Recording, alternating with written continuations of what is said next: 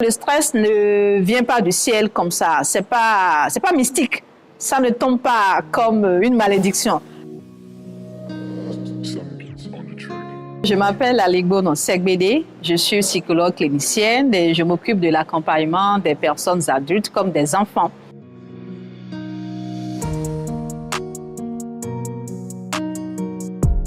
Apprendre à se faire confiance, ce n'est pas gagner d'emblée.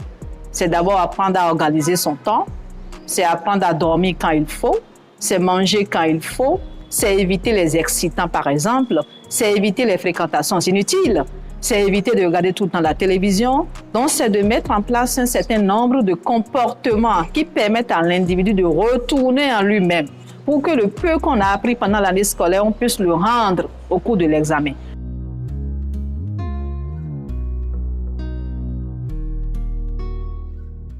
Quand on est stressé, on peut trembler. Quand on est stressé, la respiration devient irrégulière. Quand on est stressé, on peut avoir de la sueur, on peut avoir rapidement envie de se mettre à l'aise. Donc, il y a des manifestations physiques et psychologiques du stress. On peut sentir comme s'il y avait un nœud dans la gorge ou on peut être bloqué dans le comportement moteur.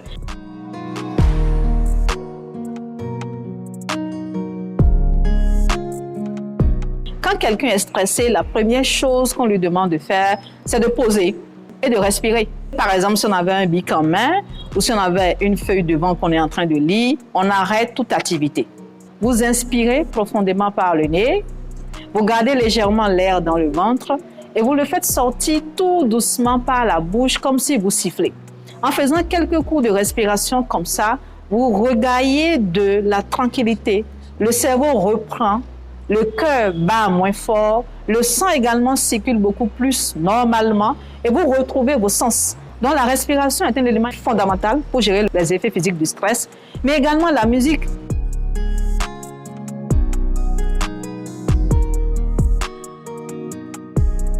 Pendant un examen, une composition, il est totalement bloqué, il ne peut plus écrire, il a de la grande sueur, il peut poliment demander au surveillant « j'ai envie de prendre de l'air ». Donc le fait de respirer, ou de marcher, ou d'écouter de la musique, évidemment, avant de faire tout ça, de poser, d'arrêter ce qu'on fait, ça permet de gérer déjà les effets physiques d'un stress qui empêche la personne de travailler.